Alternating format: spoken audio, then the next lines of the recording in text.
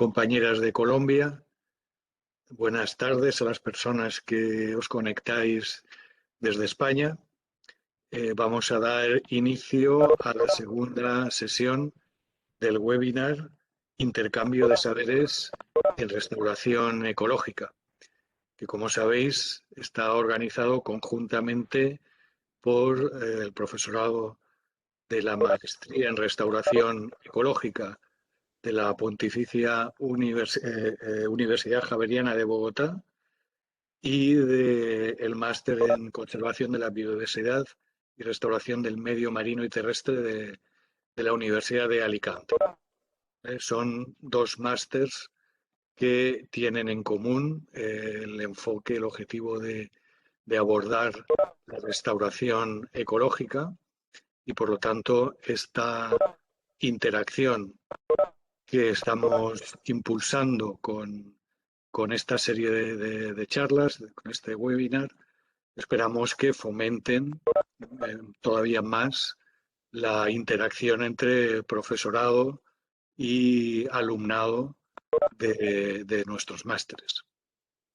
Empezaré haciendo una pequeña introducción del máster de la Universidad de Alicante, por si se han incorporado hoy personas que no estuvieron en la charla de anteayer. El máster en Conservación de la Biodiversidad y Restauración del Medio Marino y Terrestre está impartido fundamentalmente por departamentos de la Facultad de Ciencias, los departamentos que tienen una implicación, digamos, mayor en temas medioambientales, como son el Departamento de Ecología, al que pertenece tanto Jordi Cortina, organizador de estas jornadas por parte de nuestra universidad, como Santi Soliveres, que va a ser conferenciante esta tarde, y yo mismo. También el Departamento de Ciencias Ambientales y Recursos Naturales y el Departamento de Ciencias del Mar. Como veis, tiene un enfoque bastante multidisciplinar, que abarca tanto medio marino como terrestre, y también están involucrados otros departamentos de otras facultades, especialmente para tratar lo que es el contexto socioeconómico en el que se insertan pues, los proyectos de restauración ecológica y la conservación de la biodiversidad. Es un máster de 90 créditos, estructurado en 3 bloques de 30 créditos cada uno. Un primer bloque de asignaturas obligatorias, un segundo bloque con asignaturas optativas, que están organizadas en el horario de manera que no haya solapamientos entre ninguna de ellas y los estudiantes puedan configurar a su gusto la selección de optativas en función de sus intereses. Y un tercer bloque, también de 30 créditos, que incluye prácticas externas obligatorias en instituciones de la administración, empresas, ONGs, etcétera, y el trabajo fin de máster. En este máster se ofrece también la opción de que los alumnos que estén interesados en ello puedan cursar hasta 120 créditos, haciendo, en este caso, un semestre más y cursando todas las optativas que se ofrecen. Y tras esta pequeña introducción del máster de la Universidad de Alicante, José Ignacio Barrera nos introducirá las características del máster, de la maestría de la Universidad Javeriana. Gracias. José Ignacio, cuando quieras. Sí, hola, ¿qué tal? Jordi, ¿me permites? Comparto pantalla un momento. Gracias. Listo.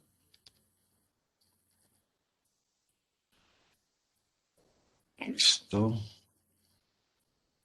¿Ver mi pantalla ahora? Sí.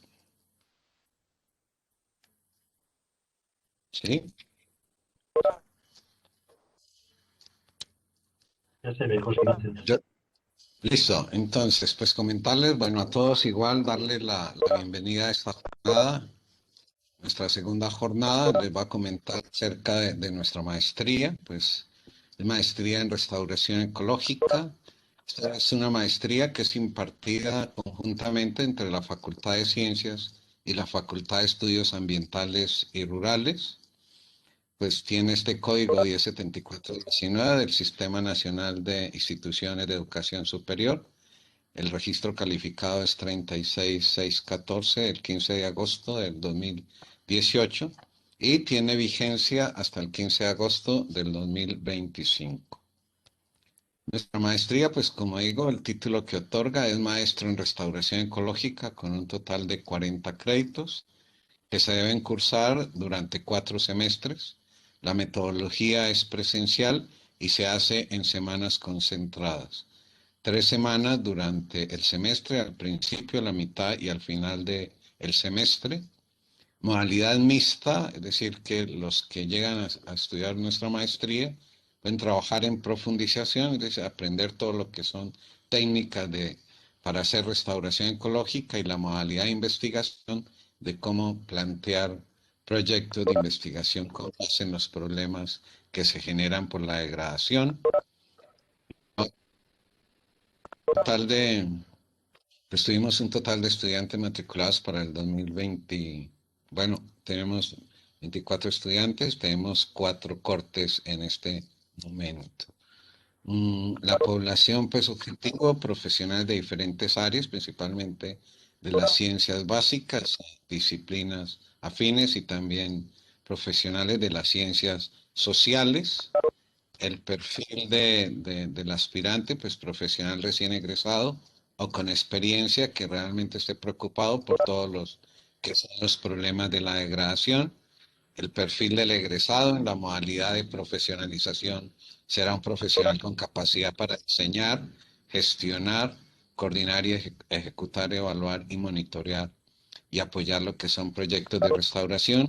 Y en la modalidad de investigación será un profesional con capacidad de generar y coordinar proyectos de investigación y formar parte de equipos de investigación en restauración ecológica. En la maestría, pues creemos que pues, la restauración ecológica será posible si actuamos por el bienestar del otro.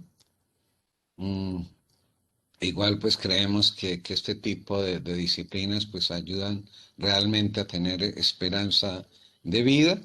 Y lo otro que quería comentarles es pues están los contactos ahí por si pues quieren ver más en detalle en nuestro programa y pues igual escribir al correo que está ahí.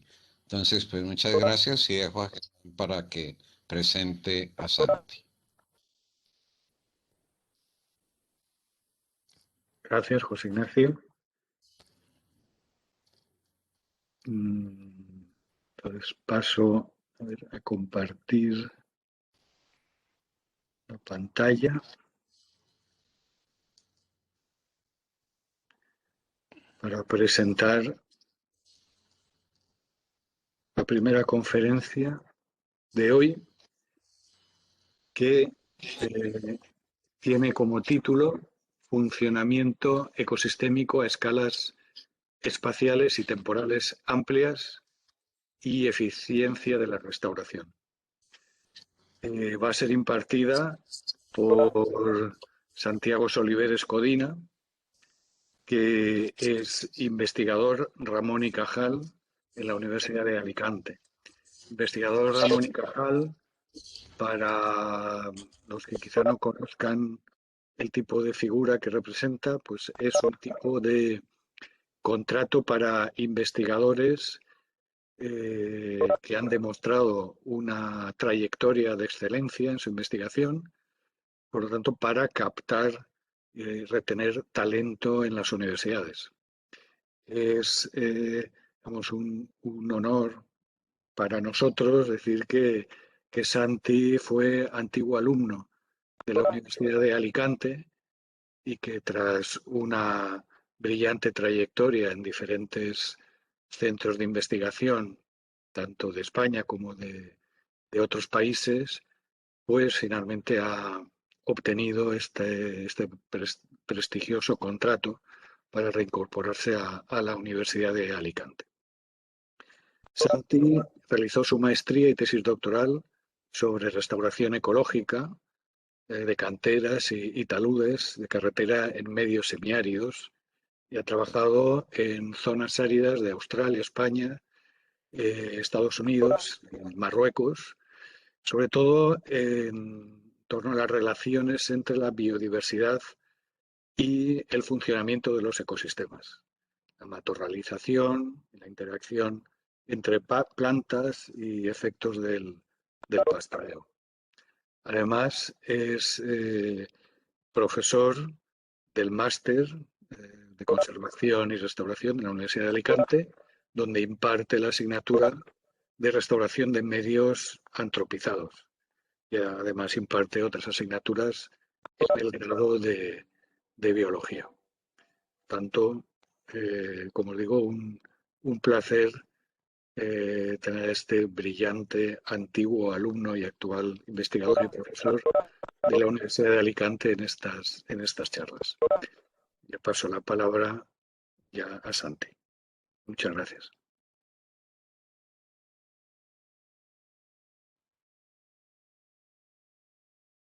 Muchas gracias, Germán, por esa presentación. Espero no decepcionar.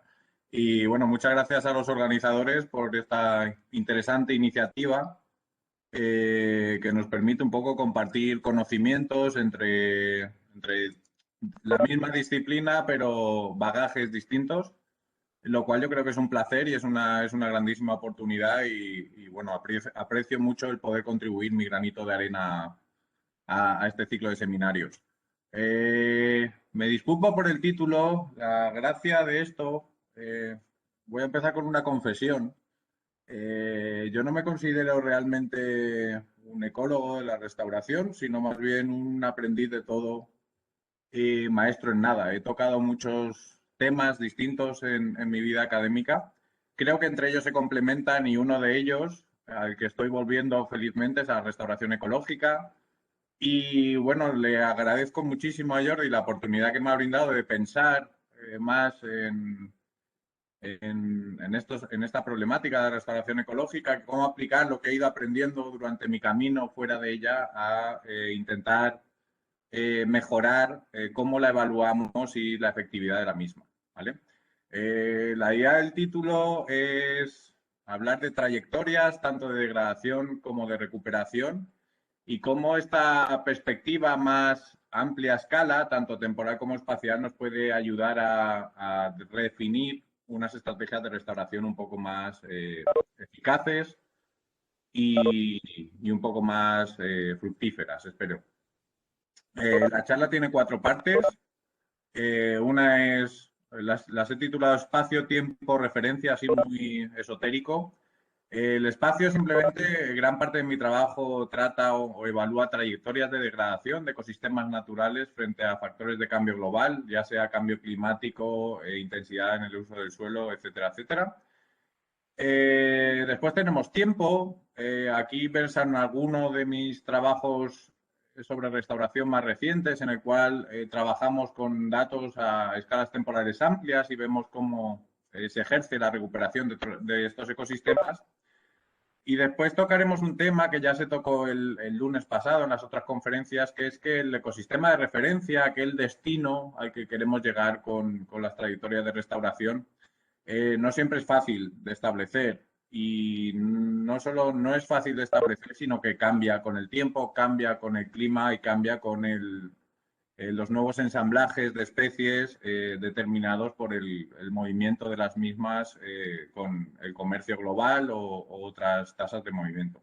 Y después concluiré y haré un poco de autobombo, también haciendo publicidad del ciclo de seminarios del máster nuestro de Alicante, los seminarios avanzados en ecología de la restauración.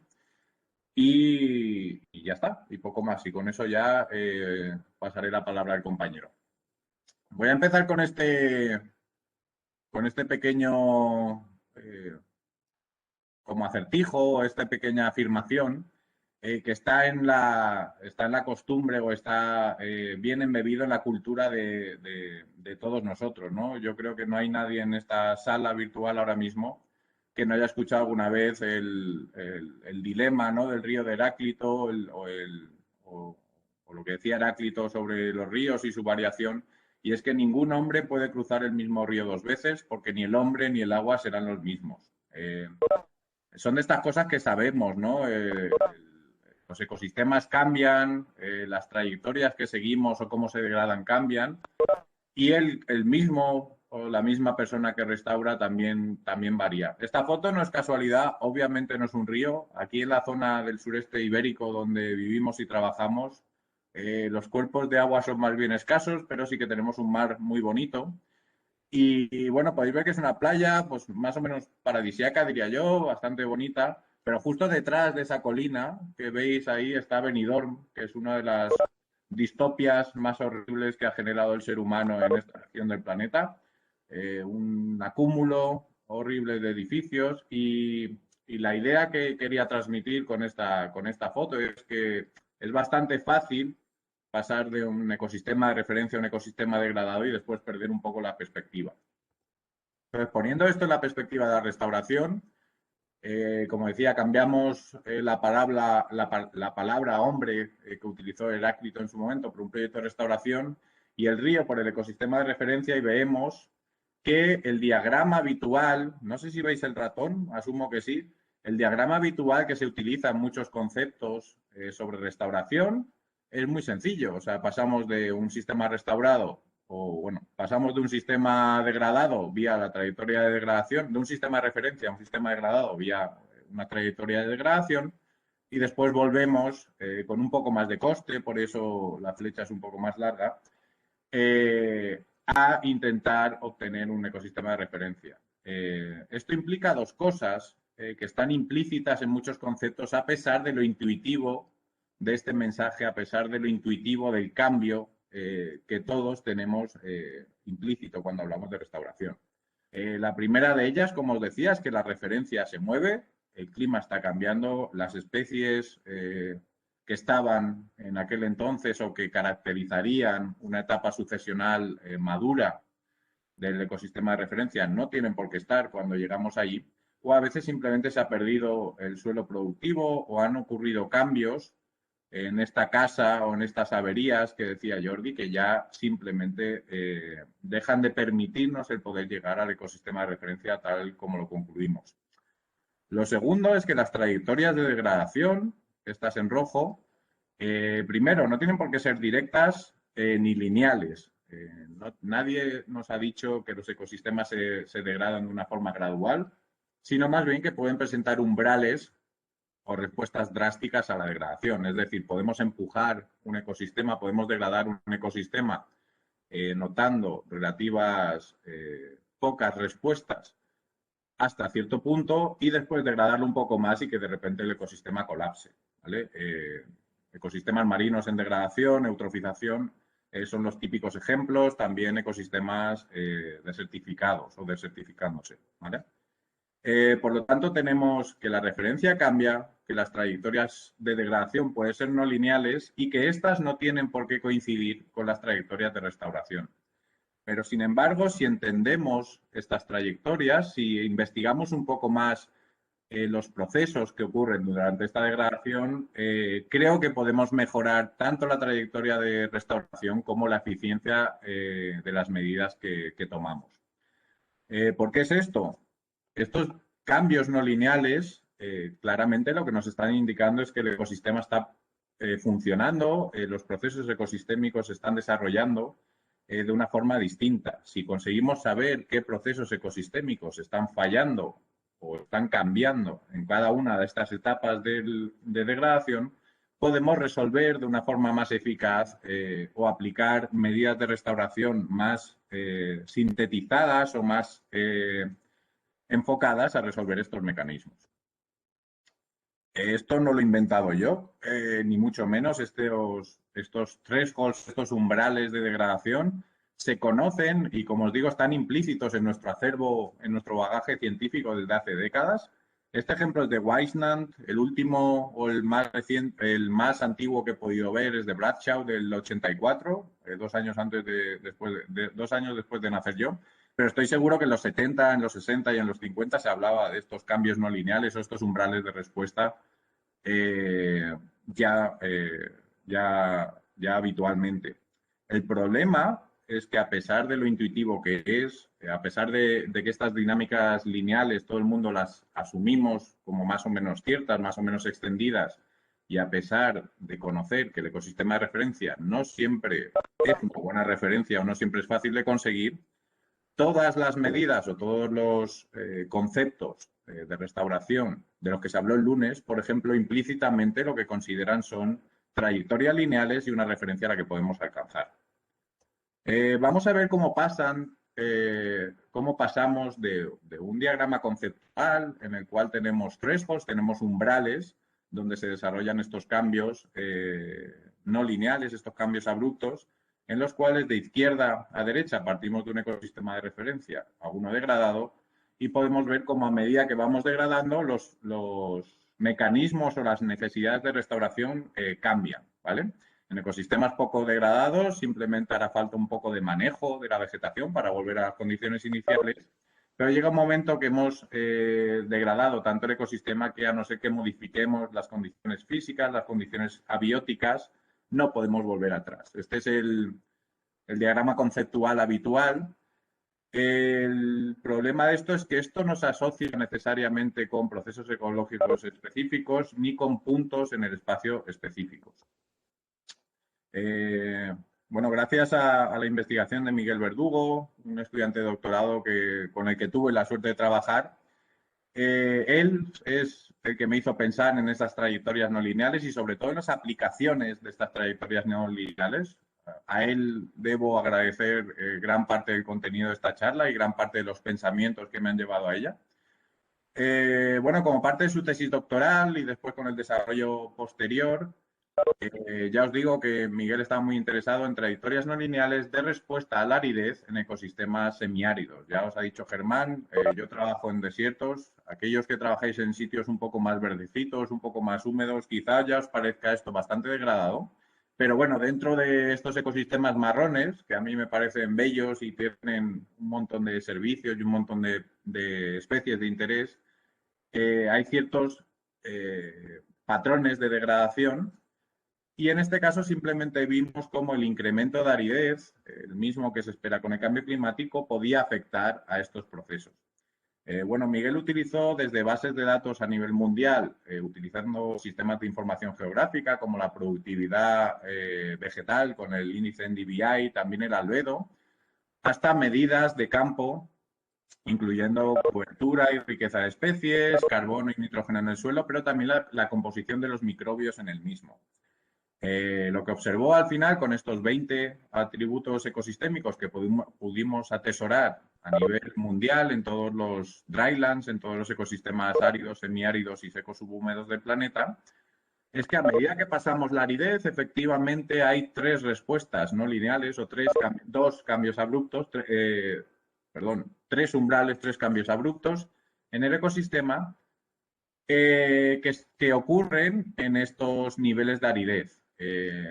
Tengan en cuenta aquellas personas familiarizadas con el índice de aridez de la FAO.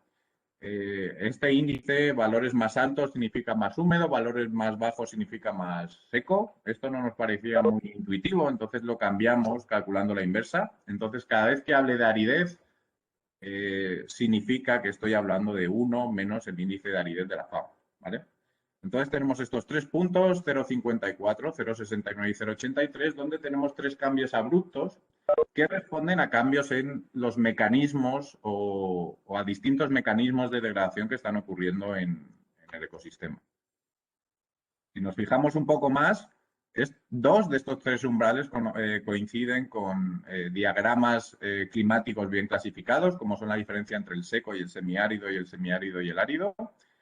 Y gracias a utilizar datos reales, a parametrizar datos reales, vemos que de estas 20 especies, todas ellas que respondieron de manera no lineal, los tres mecanismos que operan principalmente a lo largo de este nivel de degradación es que la productividad decae no linealmente o drásticamente cuando cruzamos el primer umbral de aridez. Esta reducción en la productividad vegetal altera las interacciones planta-suelo, reduce el input de materia orgánica en el suelo y esto altera también tanto las interacciones entre plantas como las interacciones entre las plantas y los microorganismos, y también empieza a aumentar la frecuencia o la abundancia o la proporción de enemigos o patógenos entre las comunidades del suelo, ¿vale?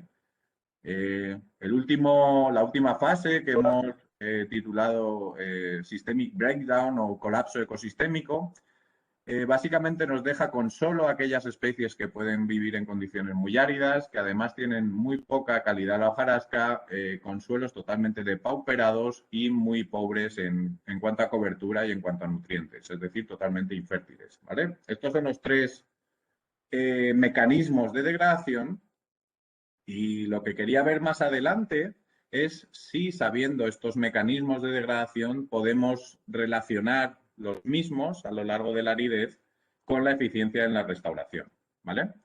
Dentro del trabajo de fin de máster de Fran Romero, que se desarrolló el año pasado, Fran recopiló toda aquella información, todos aquellos estudios publicados en restauración, aplicando distintas herramientas.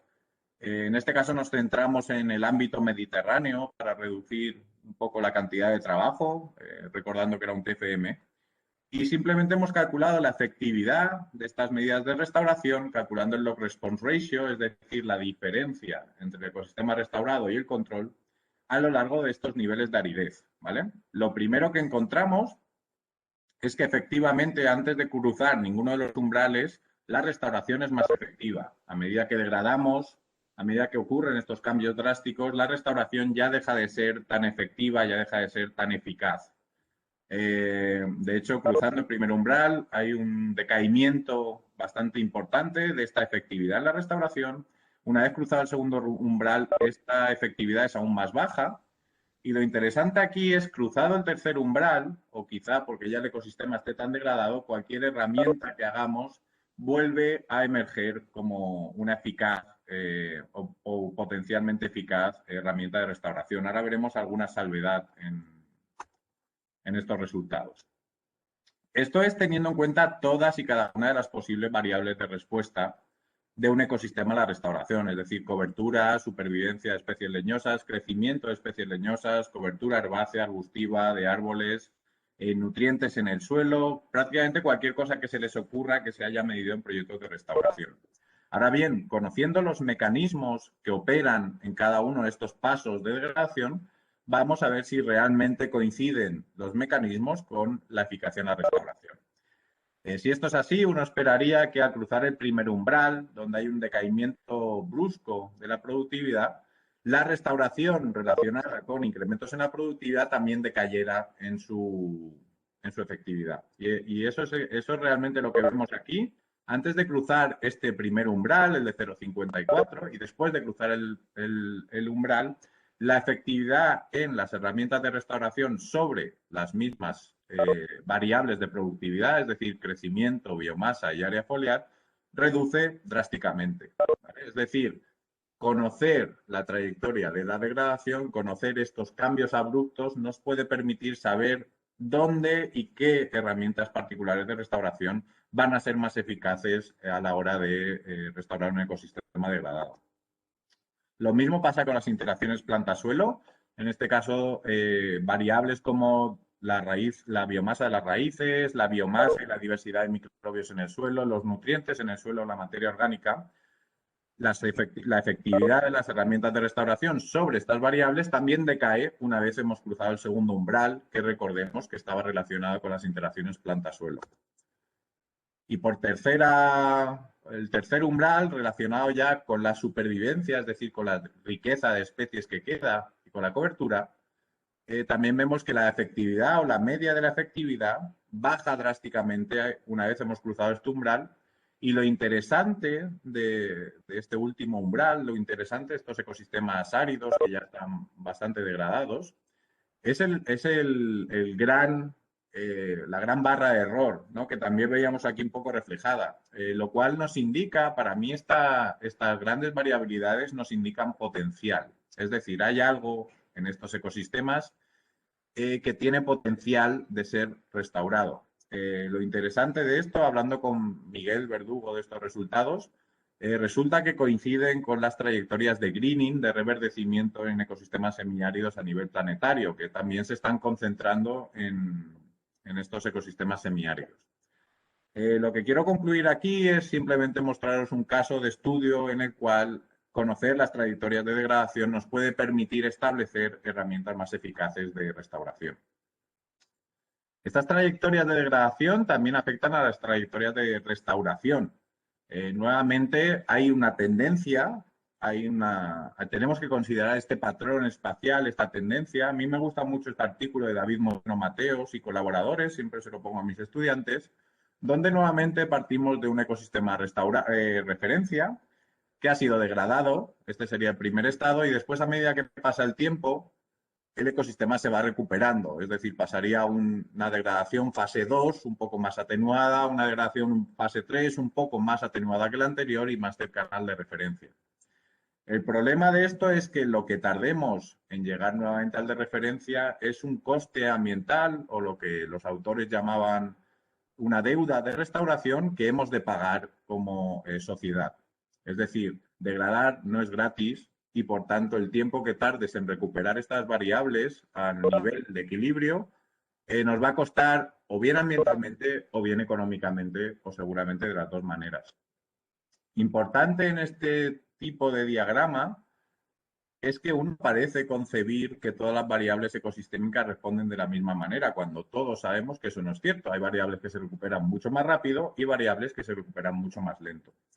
Pero nuevamente mi punto aquí es entender o tratar de explicar que si entendemos estas trayectorias de recuperación y si evaluamos si hay no linealidades, si hay cambios abruptos y sobre todo si los mecanismos que operan en estos ecosistemas a medida que vamos avanzando en la trayectoria son diferentes, también nos puede ayudar a establecer herramientas de restauración más eficaces y sobre todo a conceptualizar, a presentar una restauración en fases, es decir, las necesidades de un ecosistema totalmente degradado no son las mismas que un ecosistema que ya está relativamente cerca del ecosistema de referencia, pero también se pueden estancar en el tiempo y pueden requerir herramientas de restauración específicas. El considerar esa existencia de herramientas de restauración específicas en cada una de las etapas de recuperación creo que puede ayudar también a aumentar la eficacia en estos trabajos. Vamos a ver un ejemplo. Esta es la cantera donde hice yo mi trabajo de fin de máster. Yo lo hice en 2005, ya voy cumpliendo unos pocos de años. Mientras que en 2018, cuando me incorporé a la Universidad de Alicante, Elizabeth Gutiérrez, una estudiante de Colombia precisamente, quiso hacer el TFM también aquí en la universidad y le propuse volver a revisitar la cantera que ya había visitado en mi máster, ¿vale?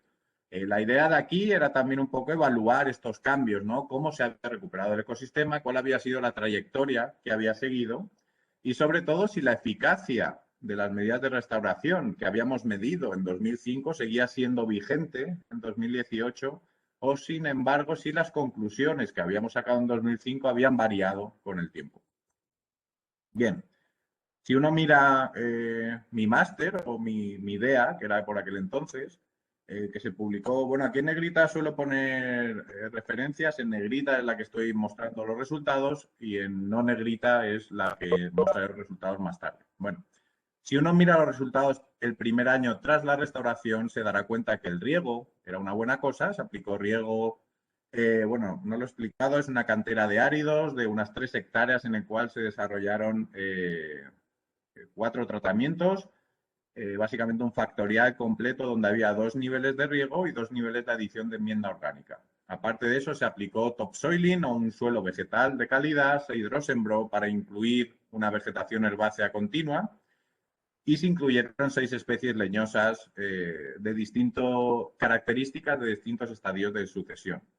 Todos estos detalles no son del todo relevantes. Lo que quiero mostrar con este ejemplo es que las herramientas de restauración, que eran buenas, ¿no? Que decíamos, bien, estas han funcionado el año después de restauración, no son para nada las mismas que obtenemos 15 años o 13 años después del proceso de restauración.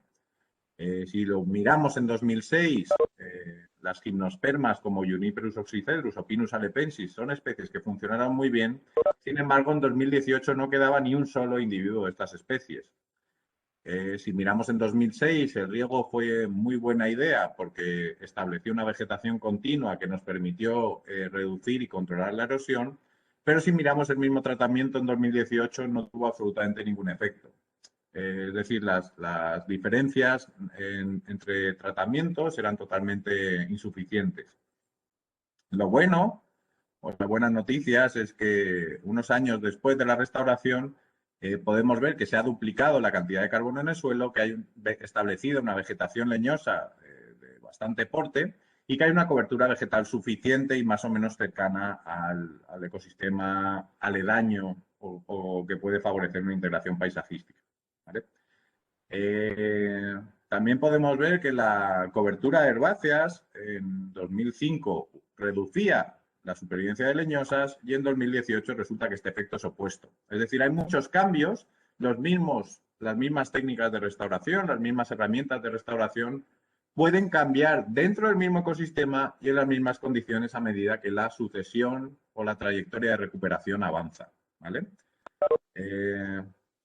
Las buenas noticias es que hay algunas técnicas que son un poco más fiables en el sentido que ofrecen resultados similares a distintas épocas, lo cual esta fiabilidad es un concepto que me gustaría que guardarais para el final de la charla.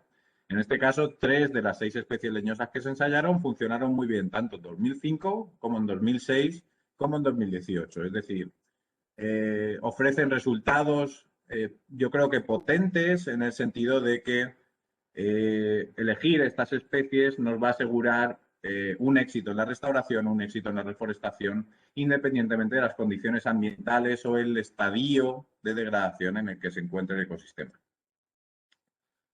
También vemos un rol muy importante, tanto positivo como negativo, de la cobertura y la composición de herbáceas, lo que me lleva a la siguiente fase o a la siguiente parte de la charla.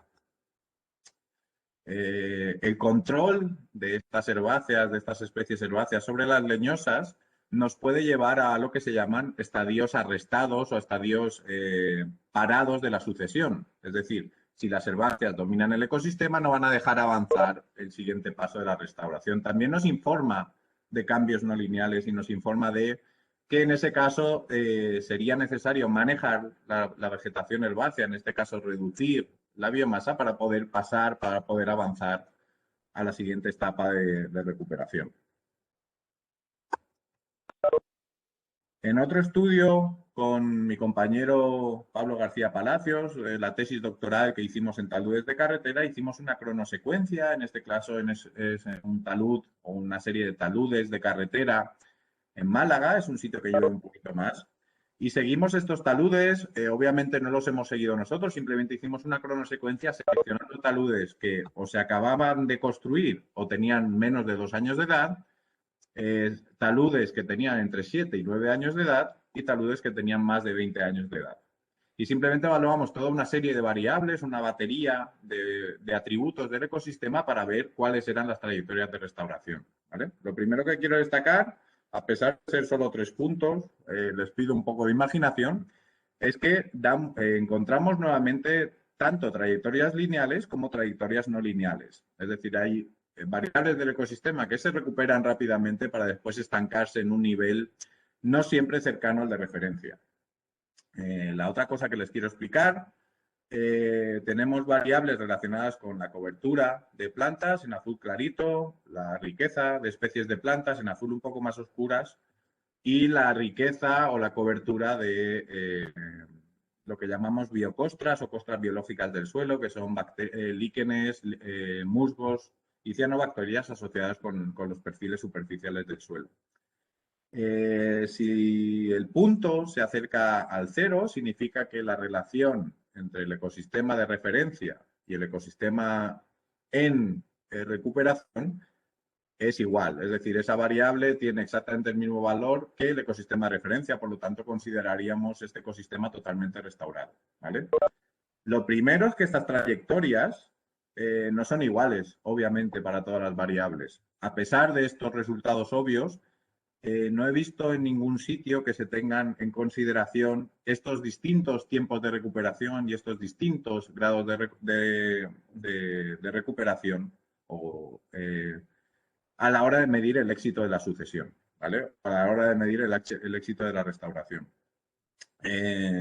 También podemos ver, en este caso es similaridad en la composición, es decir, si quisiéramos un ecosistema totalmente parecido al de referencia, lo que tendríamos es una similaridad del 100%, ¿vale? Entonces vemos que hay una jerarquía y una serie de variables que responden de forma mucho más rápida, como la cobertura, se recuperan muy bien, incluso 2 años después de degradar el talud. Recordamos que el talud de carretera es una de las perturbaciones más brutales que podemos hacer a un ecosistema. Es literalmente remover toda la biota del suelo y en muchos casos incluso las capas fértiles del suelo. A pesar de ello, hay algunas variables que se recuperan muy rápido, hay otras que tardan un poco más en recuperarse, hasta 20 años, pero se recuperan también, llegan a niveles de referencia y en cambio variables como la composición llega un momento que se estancan y no avanzan más. Esto nos está indicando que hay herramientas de restauración que hemos de aplicar a medida que avanzamos en estas trayectorias de restauración para poder finiquitar el trabajo, para poder avanzar en la recuperación, ¿vale? Bueno, vamos a revisitar el concepto del principio. Espero haberles convencido de que el ecosistema de referencia no siempre es fácil de llegar y sobre todo no todas las variables que midamos nos van a indicar la misma referencia en el mismo grado de recuperación.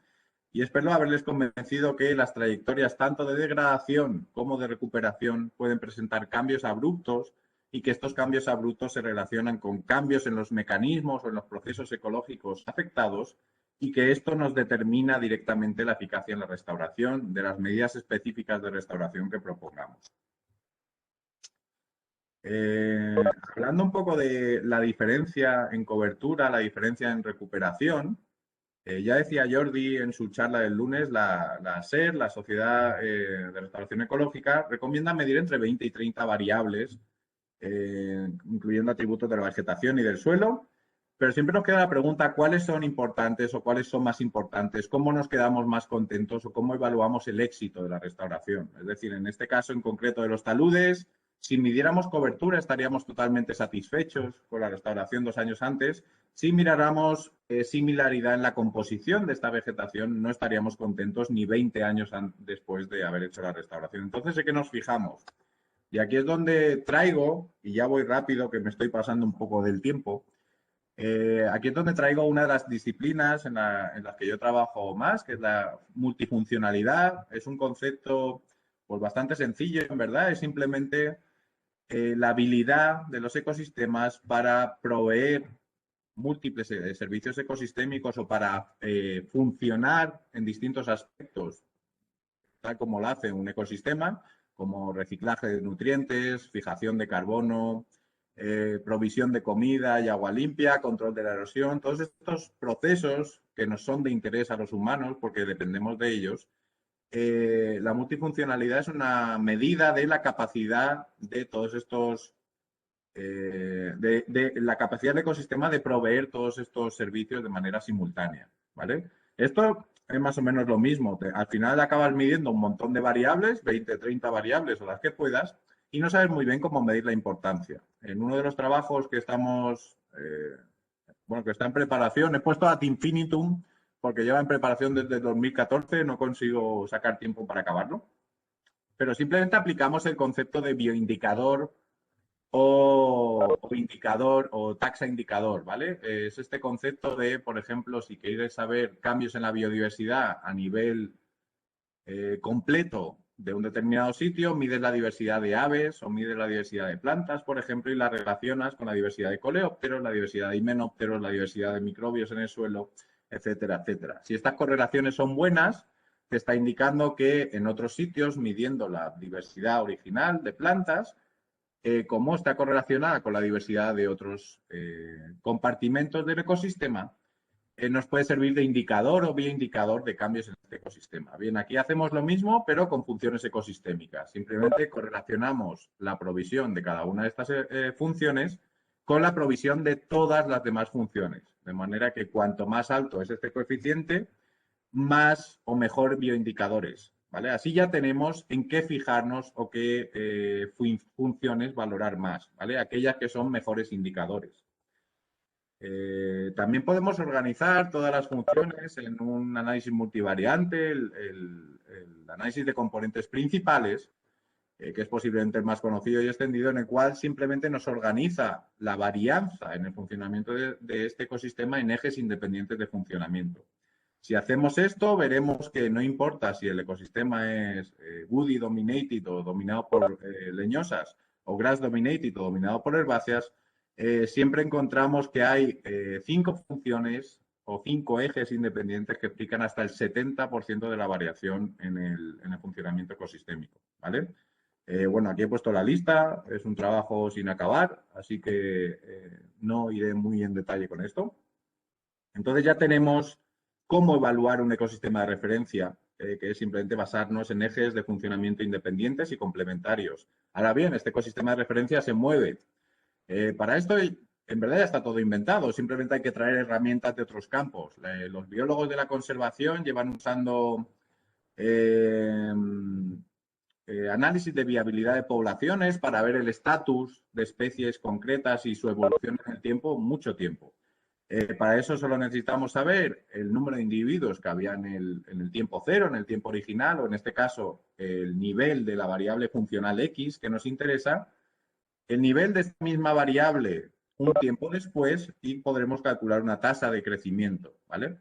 Estos modelos de viabilidad poblacional obviamente nos permiten, este no, porque es la versión más sencilla, pero modelos un poco más complicados nos permiten tener en cuenta la estocasticidad ambiental, es decir, cambios estocásticos aleatorios, impredecibles en el tiempo. Es decir, fiabilidad, lo que decía antes en el caso de la cantera, en el caso de las variables que son más fiables, este tipo de modelos o incorporar este tipo de modelos a la restauración nos permite evaluar no solo jerárquicamente qué funciones nos pueden ser de más interés, sino cómo están evolucionando en el tiempo y cómo fiables van a ser estas funciones a pesar de que el clima o cualquier otra variable esté cambiando, ¿vale? Con esto ya concluyo, iré muy rápido. Las trayectorias de degradación presentan respuestas no lineales y estas se relacionan con su restaurabilidad. Estas respuestas indican distintos procesos interrumpidos que nos permiten afianzar o afinar las herramientas de restauración, y si juntamos las trayectorias no lineales con los distintos procesos, tenemos una conclusión, que es que hay una necesidad de actuar o de proveer actuaciones de restauración complementarias y a lo largo del tiempo. No podemos permitir o no podemos pretender restaurar un ecosistema de cero en una sola actuación, ¿vale? Y después, bueno, el uso de esta multifuncionalidad, estos índices de multifuncionalidad y su viabilidad poblacional nos pueden servir como una referencia objetiva y móvil que nos permita sustituir al ecosistema de referencia cuando este no es fácil de conseguir. Les dejo aquí los links a nuestra serie de seminarios. Como ya les he dicho, hay seminarios muy interesantes desde gente que trabaja con las Naciones Unidas, el Grupo de Naciones Unidas para combatir la desertificación, gente que ha hecho los mapas de degradación o desertificación en España, gente que trabaja con fragmentación en distintos países del mundo. Hay grandes charlas que me permito recomendarles si quieren o les interesan estos temas. Y la British Ecological Society, aprovechando estos tiempos del COVID online, también ofrece una serie de seminarios Ecology Live, a los cuales les recomiendo, si les ha gustado o les ha parecido interesante este uso de trayectorias y referencias móviles, les recomiendo muy encarecidamente la charla de Catherine Sading, que la tienen ahí también en el link. Bueno, con esto concluyo. Muchas gracias. Perdón por haberme pasado un pelín del tiempo y le paso la palabra, no sé si es Jordi Cortina o a que le toque. Muchas gracias.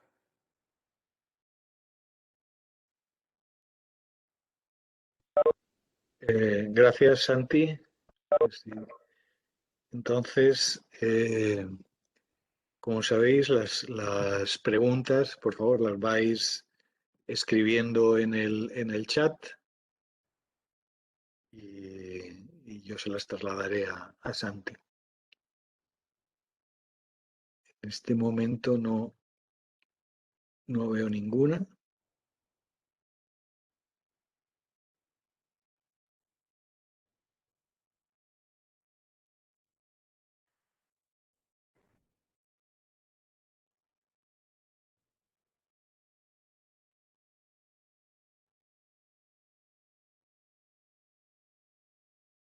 ¿Alguna pregunta? Asumo que ha quedado todo clarísimo. Si no hay ninguna pregunta, y como vamos sobrepasados de tiempo, pues bien. Germán, disculpa, es que aquí están enviando preguntas, pero las están enviando en privado. Ah, Sí, pero ¿a quién? ¿A ti? ¿O díselas tú si las sí, recibes? entiendo que a mí, no. Ujú. A ver, un comentario dice, muchas gracias Santiago, es de Carolina Alexandra Londoño. Dice, hola, muchas gracias Santiago por la presentación, muy interesante. ¿Nos puedes compartir, por favor, el enlace a los seminarios sobre ecología de la restauración y conservación? Sí, lo pongo en el chat. Perfecto. Luego Paulo comenta cómo podemos escoger una especie o especies de referencia como bioindicadores si no existen estudios ecotoxicológicos y parece que el impacto antrópico, más que degradar el área, favorece la biodiversidad. Los estudios ecotoxicológicos no lo acabo de entender. Lo de especies bioindicadoras, en este caso yo hablaba de funciones bioindicadoras y para escogerlas simplemente has de medir varias de ellas y correlacionarlas todas entre ellas y elegir la que mejor se correlacione. En este caso no me ha dado tiempo a presentarlo en detalle, pero lo que utilicé yo eran los proyectos mejor financiados a los que tenía acceso a sus datos, proyectos que tenían unos pocos de cientos de investigadores envueltos en ellos y que habían medido un montón de funciones distintas a lo largo y ancho de distintas condiciones y ecosistemas. De manera que estos bioindicadores que utilizo sean de amplia aplicación independientemente de si trabajas en un ecosistema templado, en un ecosistema semiárido o en un ecosistema boreal y también si trabajas en bosques o si trabajas en pastos. Hacer este estudio de una forma un poco más masiva, un poco más extendida, por ejemplo, no teníamos ecosistemas tropicales muestreados, nos puede ayudar a tener bioindicadores funcionales que puedan ser de utilidad para todos. Ten en cuenta que tener bioindicadores para tu zona en concreto no justifica el esfuerzo, porque si al final vas a tener que medir un montón de variables para poder seleccionar estos bioindicadores, no te va a servir de nada. Este tipo de ejercicios sirven para aplicarlos de manera general a distintos sitios. Espero haber respuesto tu pregunta. Y en cuanto a ecotoxicológico, no son ese tipo de biomarcadores, no son ese tipo de biomarcadores que indican un grado de enfermedad o un grado de exposición tóxica, sino me refiero a indicator taxa o taxones indicadores de cambios en la biodiversidad. Espero haber clarificado tu pregunta. Si no, pueden volver a intervenir. Aquí tenemos otra, dice de Juan León. Han realizado aproximaciones desde el mapeo de servicios ecosistémicos utilizando las variables ecosistémicas que mencionó como más importantes. Sí, gracias por la pregunta. La componente espacial, decía Ramón Margalef, uno de nuestros ecólogos más ilustres, que los ecosistemas no bailan sobre la punta de una aguja, a lo cual estoy de acuerdo.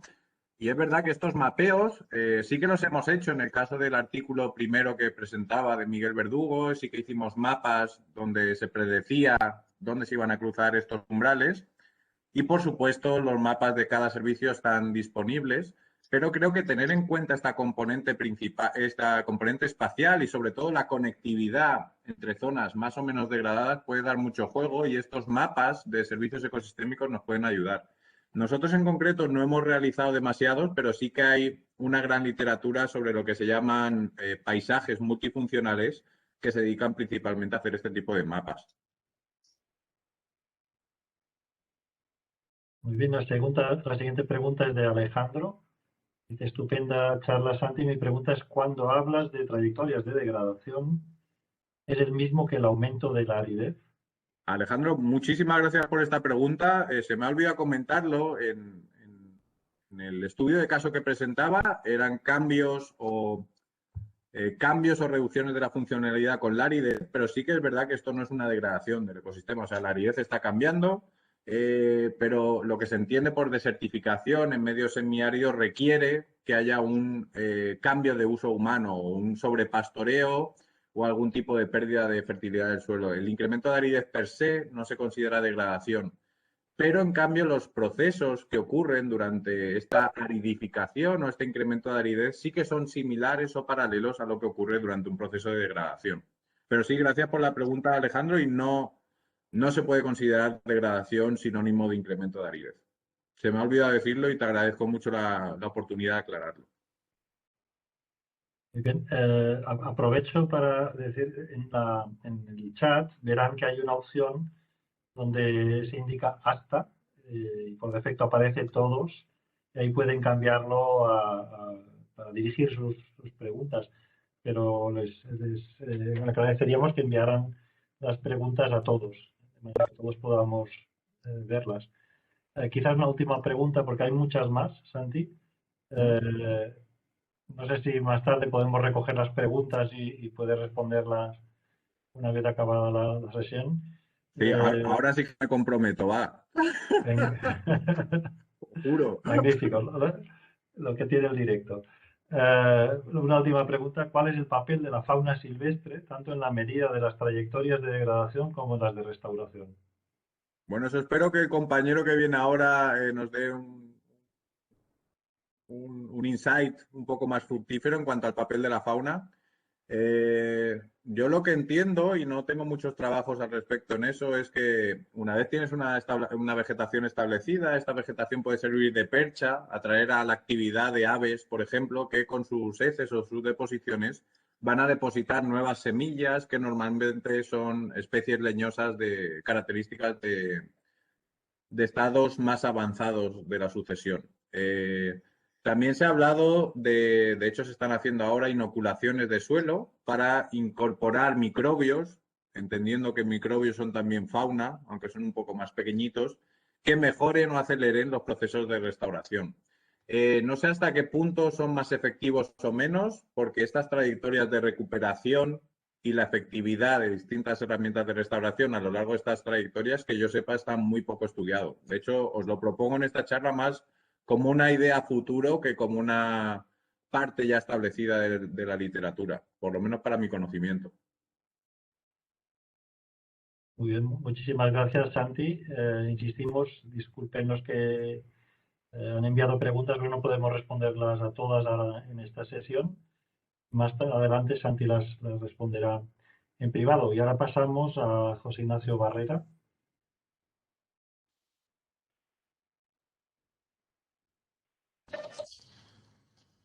Vale, hola, pues voy a compartir también pantalla un momento y ya está.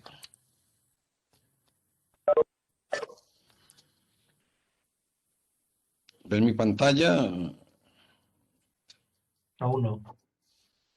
Vale.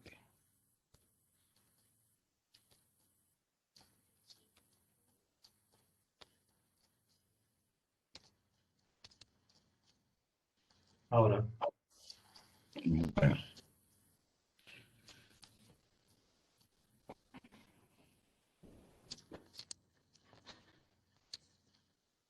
Entonces, bueno, voy a presentar a Germán, que es nuestro colega de la Universidad Javeriana, pues es profesor de nuestro máster. Entonces, pues Germán es doctor en oncología, en ciencias biológicas de la Pontificia Universidad Javeriana, Magister Science en manejo y conservación de bosques tropicales por el Centro Tropical de Investigación e Enseñanza de Costa Rica, especialista en planeación ambiental y manejo integral de recursos naturales por la Universidad Militar Nueva Granada en Bogotá, Colombia, y biólogo de la Universidad de los Andes, Colombia. Sus intereses se centran en promoción de sistemas de producción de alternativas para manejo y conservación de la biodiversidad, desarrollo de herramientas para la toma de decisiones orientadas al manejo y conservación de la biodiversidad, identificación de áreas prioritarias para el manejo y conservación de la biodiversidad, manejo y conservación de fauna silvestre, tanto de especies nativas como de exóticas e invasoras, participación comunitaria en el manejo y conservación de la biodiversidad. Pues Germán nos trae la charla hoy de el papel de la fauna silvestre en los procesos de restauración ecológica. Entonces damos pues la bienvenida a Germán, agradecer pues tu participación y enriquecimiento en este tema. Pues bienvenido, Germán. Muchas gracias, José Ignacio. Buenas tardes aquí en Colombia para todos. Creo que es más tarde allá en España y creo que son ya casi final de tarde-noche. Bueno, pues quiero agradecerle a todos la invitación a los dos programas de maestría, agradecerle la invitación a esta charla. Y como mi colega anterior, pues yo espero estar a la altura y poderles compartir a ustedes algunas de las experiencias relacionadas con el tema de la fauna silvestre y el papel pues que yo entiendo desde mi ejercicio puede estar jugando en los procesos de restauración ecológica. Entonces voy a compartirles pantalla. Por favor me dicen si ya la están viendo. Perfecto. Ok, gracias. Bueno.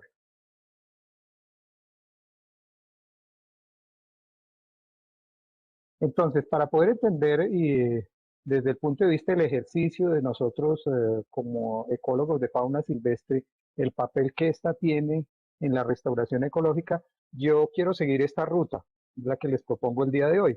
En esa ruta yo voy a hablar sobre algunos conceptos clave desde el manejo de fauna en su relación con la restauración ecológica. Ahí pues haré unas preguntas en esa relación fauna silvestre restauración ecológica y luego voy a entrar en un concepto que es el concepto de hábitat y sus definiciones. ¿Y por qué ese concepto de hábitat y sus definiciones? Porque pues más o menos en los últimos casi 20 años yo he venido trabajando de este concepto particularmente con trabajos de pregrado, con trabajos de posgrado, con ejercicios independientes o con ejercicios adscritos a la universidad, en donde pues me he hecho muchas preguntas relacionadas con el hábitat para la fauna silvestre y he encontrado en el hábitat una serie de respuestas que son tremendamente importantes a la hora de pensar cómo debemos llevar a cabo los procesos de restauración ecológica. Para poder, digamos, llevar a cabo esas definiciones y poderlas entender dentro del contexto de su relación con la restauración ecológica, pues voy a plantear siempre unos ejemplos de caso que van a estar asociados a esas definiciones que les voy dando. Luego, al final, con base en esas definiciones, en los ejemplos de caso que les presento, voy a concluir con, consideraría es la restauración, obviamente, y el papel de la fauna asociada a esos procesos de restauración. Entonces, para arrancar, esas preguntas primero van orientadas a preguntas que uno normalmente se hace cuando está en campo observando a los animales, ya sea de forma directa o de forma remota, y entonces uno empieza a incluirle ahora a estas preguntas el componente restauración. Entonces, una de las primeras preguntas que uno se puede hacer es si la restauración de hábitats realmente es la restauración de hábitats para la fauna silvestre. Esa es una primera pregunta que quiero que pues quede por ahí en el ambiente y que miremos si es posible responderla. Una segunda pregunta, si la fauna silvestre contribuye a su vez a la restauración ecológica. ¿Por qué me hago estas dos preguntas? Porque cuando uno le hablan sobre el papel de la fauna asociada a la restauración ecológica, pues yo siempre veo, digamos, como elementos primarios, veo las perchas, veo los artilugios para la fauna silvestre, y lo curioso es que para mí las perchas y los artilugios para la fauna silvestre pues son cosas que uno le pone artificialmente y eventualmente en función de eso espera que la fauna llegue, pero no necesariamente la fauna le va a llegar, y vamos a ver pruebas de que eso es cierto. No necesariamente la fauna le va a llegar, entonces uno se pregunta, bueno, pero ¿por qué la fauna no llega si yo puse las perchas? ¿Pero por qué la fauna no llega si yo puse los artilugios? Entonces uno en función de eso puede decir, pues probablemente porque muy seguramente este hábitat o estos hábitats que hay aquí de una o de otra forma no son atractivos para la fauna. Entonces muy probablemente si no son atractivos para la fauna, entonces la fauna a su vez probablemente no va a los procesos de restauración. Ahí, digamos, detrás de esas preguntas vienen otras preguntas un poco más profundas, ¿cierto? Que tienen, si entonces, como lo que hacen los animales depende de sus comportamientos, depende de sus historias de vida, depende de las características particulares, inclusive de cada individuo dentro de las poblaciones de una especie, porque cada individuo entre las poblaciones de la especie inclusive tiene sus características muy particulares, es decir, podríamos hablar de una personalidad. Entonces todo eso puede estar ejerciendo algún tipo de influencia en la forma en cómo los animales responden a lo que nosotros les coloquemos en el paisaje, ¿cierto? Entonces hay otra pregunta detrás profunda que está relacionada con el hábitat y es si el hábitat y particularmente esos hábitats que nosotros pretendemos restaurar son definitivos para la fauna silvestre. Y eso en función de que, en función de lo que yo voy a llamar aquí las relaciones silvestre, hábitats. Y eso es otro, digamos, otro concepto que quiero dejarles ahí para arrancar con las definiciones. ¿De dónde saco esas definiciones?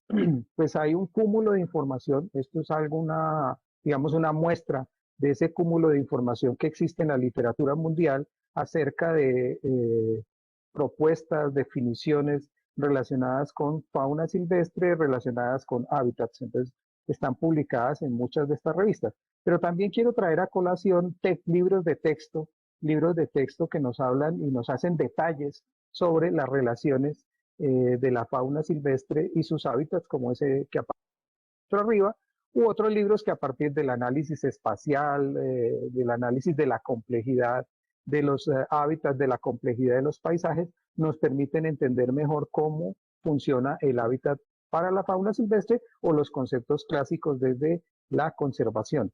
Igual eso nos plantea unos retos interesantes porque nos dice que el concepto de hábitat es un concepto bastante discutido, por lo menos en lo que concierne a la fauna silvestre y orientado a los escenarios de conservación. Puesto, digamos, adicional a esto, en los escenarios de conservación debe irse, creo yo, de manera natural hacia los escenarios de restauración ecológica, entendiendo a la restauración ecológica como una de esas herramientas importantísimas para la conservación.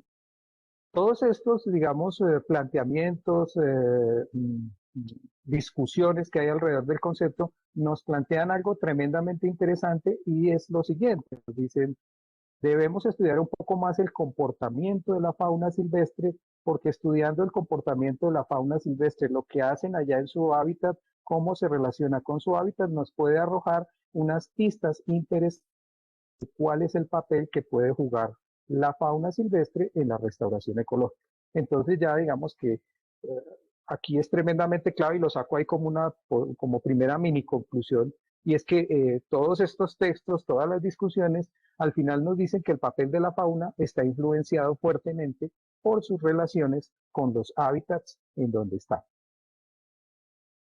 ¿Cómo lo puede uno ver? Ya sea de manera, por ejemplo, como se ve en este cuadro, los individuos y sus genes, los individuos dentro de las poblaciones dentro de las comunidades biológicas, las comunidades biológicas de plantas y animales junto con sus componentes abióticos dentro de ecosistemas, o esos múltiples ecosistemas y formas de organización anteriores inmersas dentro de paisajes. Entonces vemos que aquí se ven relaciones y esas relaciones van a fijar la forma en cómo esas especies de fauna silvestre se van a relacionar con sus hábitats.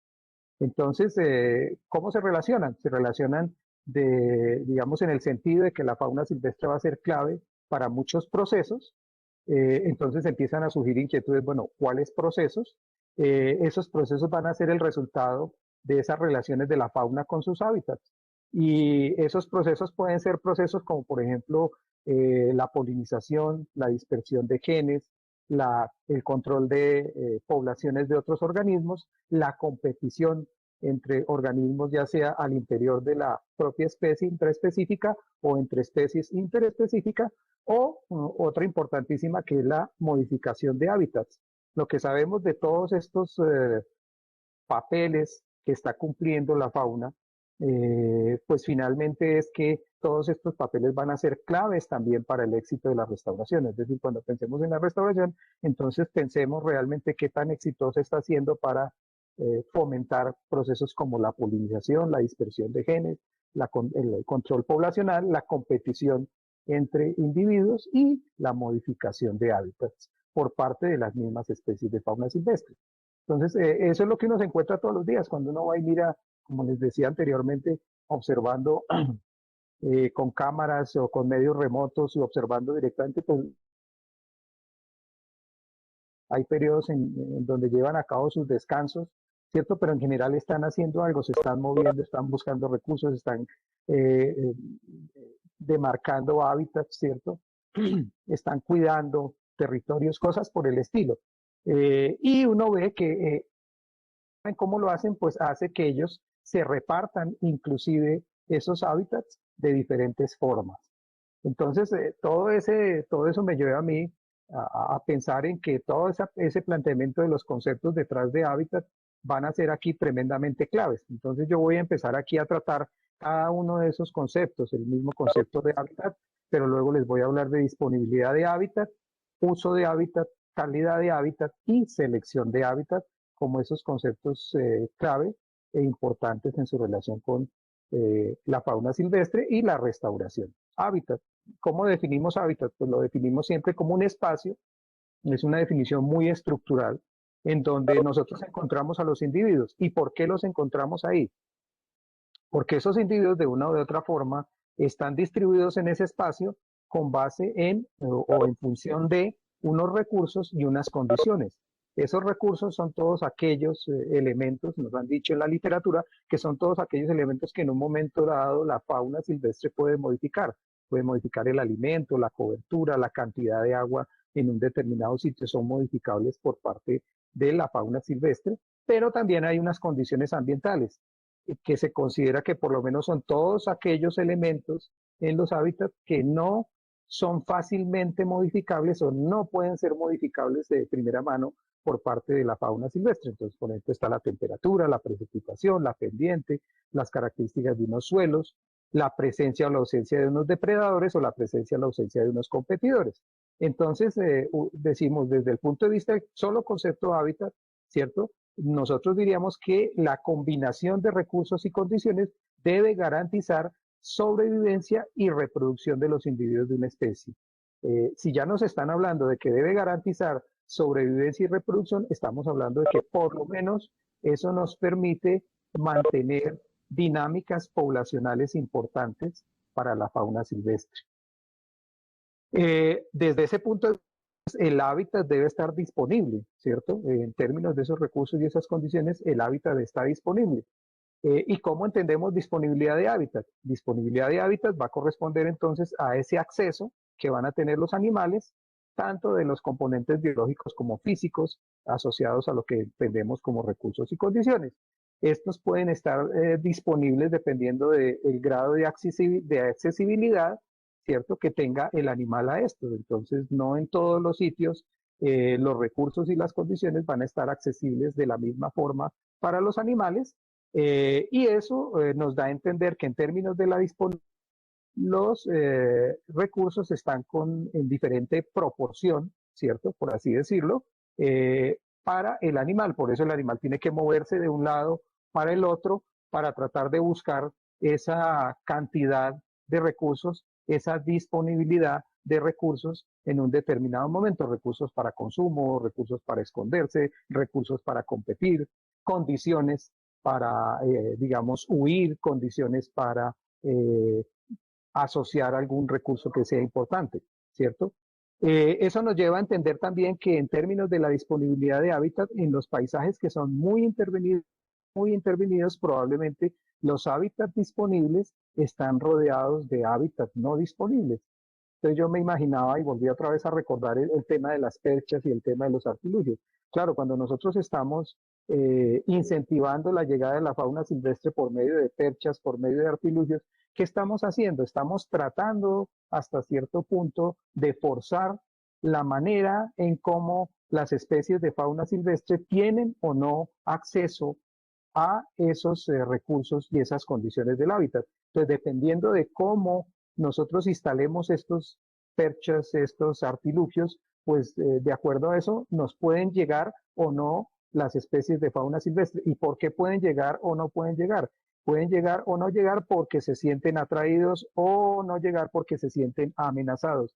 Entonces miren cómo la disponibilidad de hábitat se convierte en un concepto tremendamente clave para las especies de fauna silvestre. Este es un ejemplo para mí muy diciente. Este es el ejemplo de los pumas merodeando alrededor de la ciudad de Los Ángeles. Sabemos que la ciudad de Los Ángeles en Estados Unidos pues es una ciudad densamente poblada, pero se ha descubierto en los últimos años que tenemos también una población importante de pumas que están merodeando alrededor de la ciudad. Entonces nosotros decimos, pero bueno, ¿cómo es posible si estos animales pues le huyen a la presencia humana? Pues la situación aquí es que definitivamente ellos están arrinconados, se han perdido tanto la disponibilidad de hábitats que ellos terminan disponiendo de hábitats que no necesariamente son sus hábitats naturales. Y hay que tener mucho cuidado porque esto probablemente genera muchos cambios en el comportamiento de los animales. Eso puede llevar, digamos, a cambios tremendamente importantes como cambios en la dieta de los animales, de los recursos. Entonces, eso hay que tenerlo en cuenta. Nosotros aquí en Colombia, pensando pues en esa disponibilidad de hábitat y asociado a un proyecto de restauración ecológica que se inició hace un tiempo en un parque aquí en Colombia, cerca de Bogotá, en un parque forestal, pues nos encontramos con una situación bastante curiosa y es tratando con un estudiante de pregrado de construir un modelo para un programa de restauración y conservación en este parque.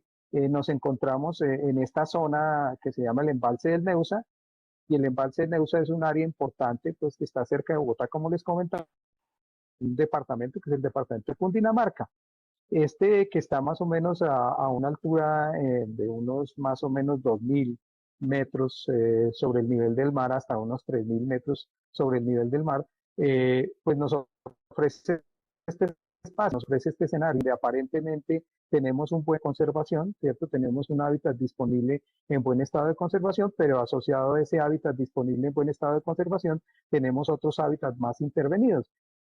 Un embalse que ha sido generado de manera artificial, como se generaron muchos embalses aquí en el país. Ese embalse que se generó de manera, digamos, artificial, pues generó unos cambios importantes en el hábitat para muchas especies. Sin embargo, cuando vamos a mirar fauna silvestre, nos encontramos con algunas especies que son típicas de lo que llamamos bosques altoandinos. Es el caso, por ejemplo, de esta especie, los cuzumbos o las nasuas, que son unos prosiónidos pertenecientes a grupos de los carnívoros, que pues uno diría, bueno, estos animales pues hasta cierto punto se pueden adaptar y se pueden adaptar en función de que su selección de hábitat puede variar, ¿cierto? De hábitats muy poco intervenidos a hábitats muy intervenidos. Caso similar, por ejemplo, con estos roedores, que son denominados agutíes, es el caso, por ejemplo, de estos didélfidos. Este didélfido, por ejemplo, está asociado a zonas en donde hay artilugios, entonces ahí se ve a mano derecha el artilugio, y en el centro de la fotografía se ve el animal presente, es atraído por el artilugio como un espacio de refugio. Entonces miren que no necesariamente todos los animales son atraídos. Otro animal que es atraído es el conejo silvestre del género Silvilagus. Ese conejo del género Silvilagus entonces también aparece asociado, por ejemplo, a estos tipos de artilugios.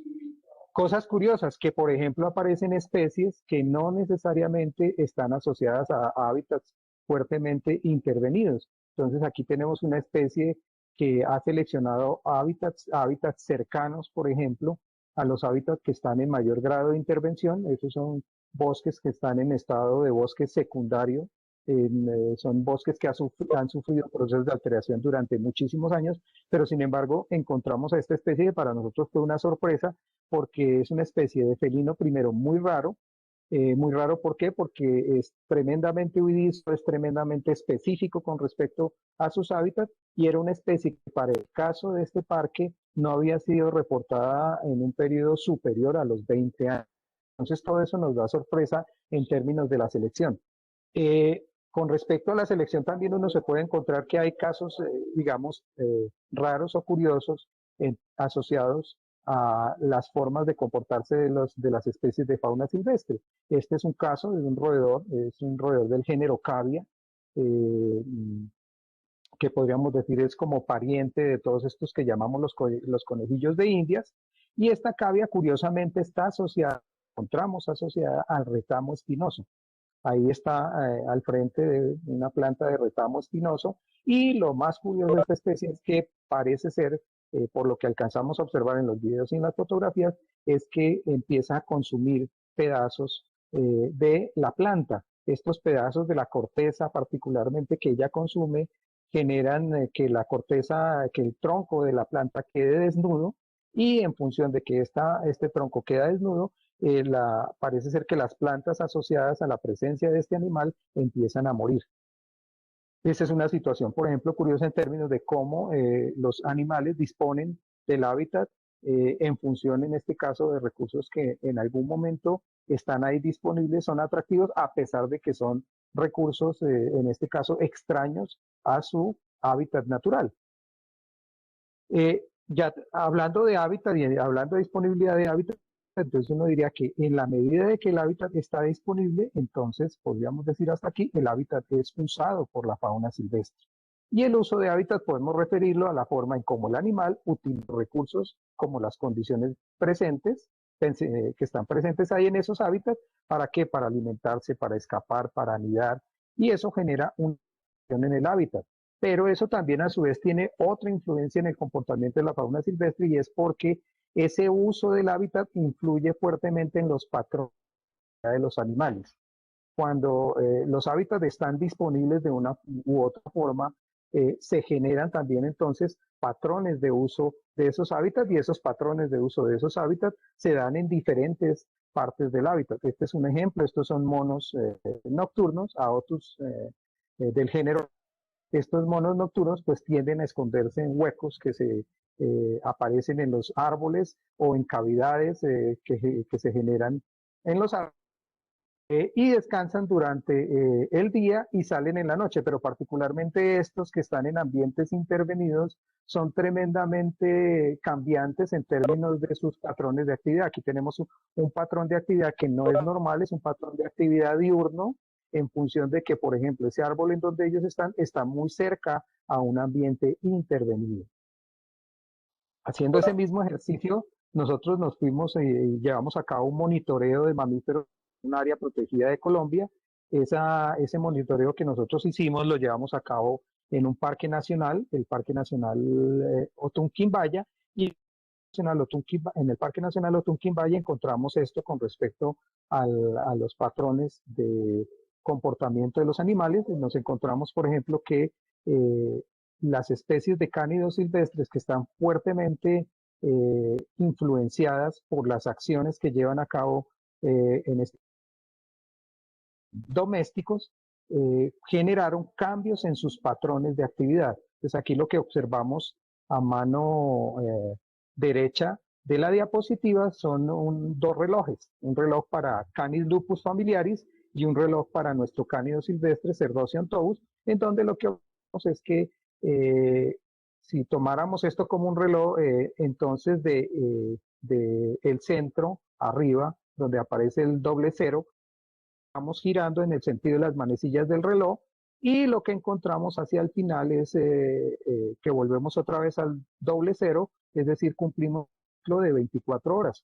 En ese ciclo de 24 horas lo que podemos notar aquí es que para el caso de Canis lupus familiaris, el perro doméstico, el patrón de actividad se dispara mucho más o menos entre las 18 horas y como la 1 o 2 de la mañana, mientras que para el caso del cánido silvestre tenemos un comportamiento similar, en donde tenemos unos patrones de actividad muy fuertes entre las 18 horas y ya casi las 6 de la mañana del siguiente día. Esto pues a nosotros nos generó bastante curiosidad. ¿Por qué? Porque en el caso de los cánidos silvestres nuestros, los cánidos silvestres nuestros reportan más bien patrones de actividad con tendencia a ser diurnos. Aquí el patrón parece ser está fuertemente afectado por esa competencia que mantiene con la especie, en este caso invasora, que sería el cánido silvestre, en áreas donde, por ejemplo, la presencia de desperdicios, en la alteración del hábitat va a ser tremendamente clave para la llegada de estos cánidos, como ocurre con muchos de estos cánidos silvestres alrededor del mundo. Esto va a ejercer una influencia también en términos de cómo identificamos hábitat, que es otro concepto que vamos a discutir más adelante, y la selección del hábitat. En otro caso, tenemos aquí el Tapirus pinchaque, que es la danta de montaña. La danta de montaña nuestra, este gran herbívoro, por ejemplo, también presenta unos hábitos aquí nocturnos, una actividad muy fuerte entre las 18 horas y más o menos las 2 de la mañana. Y aquí se presenta pues también que hay una alteración fuerte en los hábitos de la especie, porque esta especie es también de hábitos diurnos. O sea que hasta aquí podríamos decir que en términos del uso que la fauna silvestre hace de los hábitats, entonces esta le va a presentar grados de calidad. El hábitat presenta grados de calidad que son tremendamente claves también para la fauna silvestre. ¿Cómo entendemos calidad del hábitat? Calidad del hábitat la vamos a entender aquí como la capacidad del ambiente para proveer esos recursos y condiciones que sean apropiados para esa persistencia de los individuos, y para la persistencia, pues hablamos entonces de las poblaciones de la especie. Los integrantes entonces de las poblaciones de la especie se distribuyen en función de la calidad de los hábitats. Y nos encontramos con unos patrones tremendamente claves aquí, y es, por ejemplo, patrones asociados. La abundancia de fauna tiende a ser más constante y tiende a ser un poco más alta en hábitats de mejor calidad versus los hábitats de menor calidad. Entonces, para poder evaluar eso, calidad de hábitat asociado, por ejemplo, a la disponibilidad de ese hábitat, a los tipos de hábitat, a las proporciones de ese hábitat que pueden ser utilizadas en un momento dado por las especies de fauna silvestre. Hace unos años hicimos una evaluación para tratar de mirar cómo la conectividad funcional estaba asociada a lo que denominamos calidad de hábitat. Esto se hizo en Costa Rica, en la península de Osa. La península de Osa pues es característica porque es una de las zonas más biodiversas pues de estas zonas de Centroamérica. En esta zona muy biodiversa se encuentran muchas especies, entre otras 5 de las 6 especies de felinos importantes para América. Y pues decidimos mirar allá, bueno, cómo se estaba dando la conectividad, cómo se estaba dando la conectividad en función de esos espacios intervenidos, y qué tanto eso podría influenciar en este caso, la selección de la fauna silvestre de ciertos hábitats, y en función de esa selección de la fauna silvestre de estos tipos de hábitats, cuáles hábitats podrían tener mejor o peor calidad de hábitat. La península de Osa está en una de las provincias de Costa Rica, que es la provincia de Punta Arenas. Ahí pues se utilizaron varios momentos que se volvieron mapas. Esos mapas fueron mapas que nos ilustraron un poco sobre la relación entre la fauna silvestre y la presencia de las actividades humanas. Entonces aquí tenemos mucha de esa presencia de las actividades humanas reflejada en carreteras, reflejada en ríos, reflejada en la cobertura, en el grado de intervención de esa cobertura. Y nos encontramos aquí con la presencia o la ausencia de las especies de fauna silvestre. Aquí solo voy a hacer la evaluación para una de ellas, pues digamos una de las más emblemáticas, que era el jaguar, o que es el jaguar. Y para ella, pues reflejando sus presencias con base en indicios, se construyó digamos, la posibilidad de entender quiénes eran las especies que estaban allá. Entonces nos encontramos con 21 especies repartidas entre carnívoros, frugívoros, omnívoros, herbívoros. Es decir, nos encontramos lo que nosotros denominamos en su momento una red trófica funcional con 21 especies, por lo que entendíamos que hasta cierto punto en la península entonces estaban dando acciones de control poblacional probablemente por parte de estos grandes carnívoros, ya que tenían pues disponibilidad de sus especies. Sin embargo, en estas áreas nos encontramos también con mucha intervención antrópica. Esa intervención antrópica entonces nos permitió evaluar grados de calidad de hábitat. Esos grados de calidad de hábitat que iban desde los más intervenidos hasta los menos intervenidos, es decir, grados de calidad de hábitat desde los excelentes hasta los muy malos, utilizando, por ejemplo, herramientas como el álgebra de mapas, que simplemente es la suma, la resta, la multiplicación y la división de mapas, encontramos que había una tendencia a la selección de ciertos tipos de hábitat con ciertos tipos de calidad de hábitat. Entonces, este es un mapa que nos refleja algo así en blanco y negro de cómo es esa selección. Cuando lo trasladamos a colores, esa selección nos dice, mire, sitios donde ustedes ven los claros en este mapa, principalmente, entonces vemos dos áreas grandes, dos áreas protegidas, una en la misma península, que es esta que estoy señalando, que sería el Parque Nacional Corcovado, otra en el otro extremo, el Parque Nacional Piedras Blancas, y en el medio una reserva forestal. Ahí nos encontramos muchos claros, y esos manchones claros están, digamos, rellenos de unos puntos, podríamos decir, rojos oscuros. Esos manchones nos están diciendo, mire, estas son las áreas de mayor intervención del hábitat, estas son las áreas de peor calidad de hábitat, y todas aquellas verde claro, verde oscuro son todas aquellas de mejor calidad de hábitat. Esas áreas de mejor calidad de hábitat nos permiten decir que esas áreas podrían ser eventualmente útiles para el movimiento de la fauna silvestre. Entonces aquí podríamos pasar a preguntarle a la fauna, bueno, en función de esa disponibilidad de hábitats y esa calidad de hábitats por como especie de fauna silvestre llamada jaguar. Y estas, digamos, estas rutas que salen de un parque al otro, nos dicen más o menos cuál es el potencial de movimiento para un jaguar en medio de estas áreas. Inclusive nos dice, con base en la información que ustedes le suministraron al modelo, yo les digo que como jaguar soy capaz de moverme inclusive por áreas intervenidas, pero obviamente con unos riesgos tremendamente altos. Eso pues nos sirvió para definir unas áreas prioritarias para conservación, esas áreas donde encontramos esos núcleos claros. Para sorpresa de nosotros, en el año 2017 se hace pues todo un ejercicio en donde se plantea el canje de deuda por naturaleza entre Estados Unidos y Costa Rica, y una de las áreas que se priorizó fue precisamente esta área geográfica de OSA. ¿Qué se priorizó? Se tuvo en cuenta el contexto de las áreas, pero también los sitios prioritarios para la conservación del jaguar. Entonces, toda el área que aparece aquí sombreada abajo de OSA es el área prioritaria para la conservación de jaguar.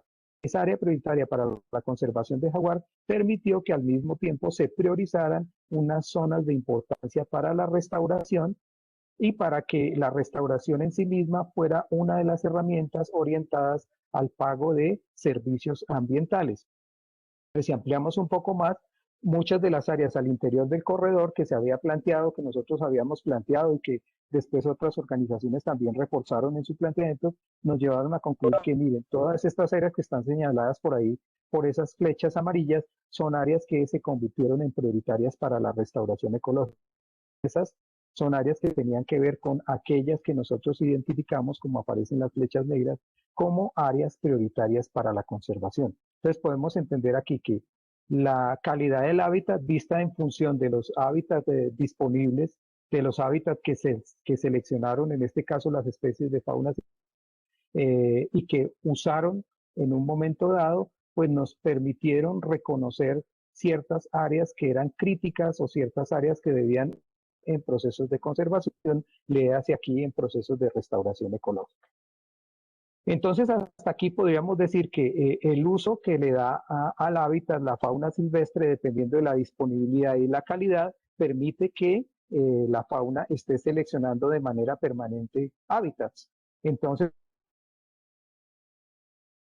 corresponder a ese proceso de tipo jerárquico que está basado en uso, que está en función de uso, disponibilidad, en donde el animal está acudiendo a unas decisiones. Esas decisiones son decisiones que están innatas en su ADN o que comportamentalmente ha aprendido, que se encuentran relacionadas con la selección del hábitat. Y es aquí, por ejemplo, en donde es tremendamente importante que nosotros estudiemos un poco más y entendamos mejor el comportamiento de la fauna silvestre en sus hábitats para poder promover los procesos de restauración, porque muy probablemente en muchos de estos, particularmente en aquellos procesos en donde hay aprendizaje, la fauna aprende a convivir en estos ambientes intervenidos, y puede ser que en función de la misma restauración ecológica, con la restauración ecológica estemos pretendiendo o creyendo que vamos a restablecer hábitats para la fauna silvestre, pero en realidad la fauna silvestre se está comportando de otra forma.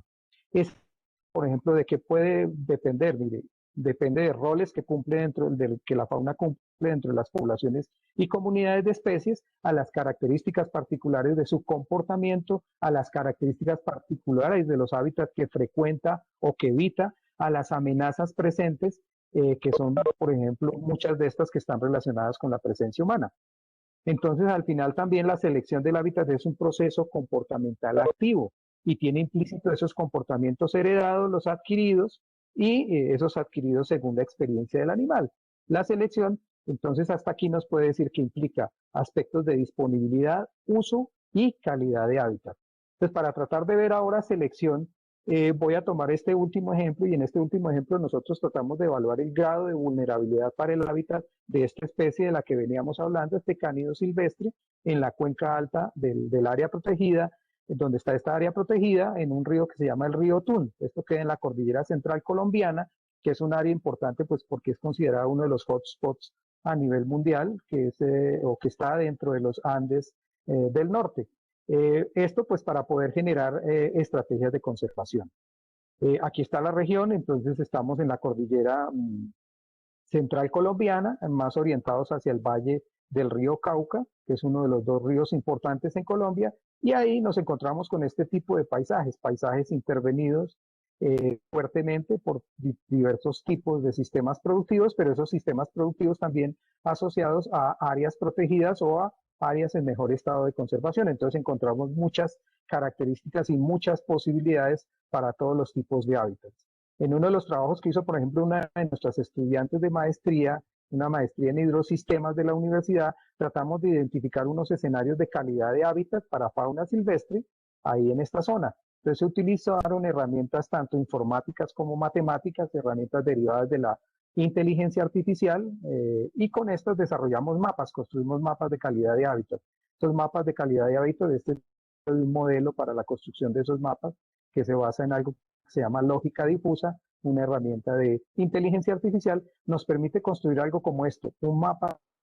En ese mapa de decisión, lo que hace la especie es esto, trata de decidir cómo escoge moverse entre determinados, tratando de ir de los hábitats de peor calidad en azul a los hábitats de mejor calidad en rojo. Entonces al final tenemos una serie de mapas como este que nos indican en color azul una pertenencia a calidad de hábitat muy malo y un color rojo con una pertenencia a calidad de hábitat muy bueno.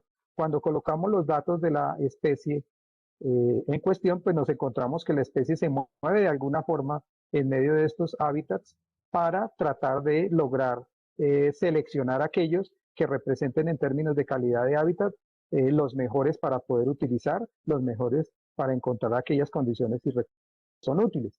Entonces al final tenemos los datos de la especie, que son esos manchones blancos que aparecen ahí encerrados en el círculo blanco, esos datos iniciales de toda la historia de esa especie ahí en esa cuenca, y luego miramos que al final de las iteraciones, de 1000 iteraciones del modelo, lo que nos muestra es que hay una tendencia a escoger hábitats de buena calidad, lo que aparece señalado como los manchoncitos blancos cerca de las zonas amarillas, o también a veces tiende a escoger algunas áreas de peor calidad, como son esos puntos blancos que aparecen más cerca del color azul en el mapa.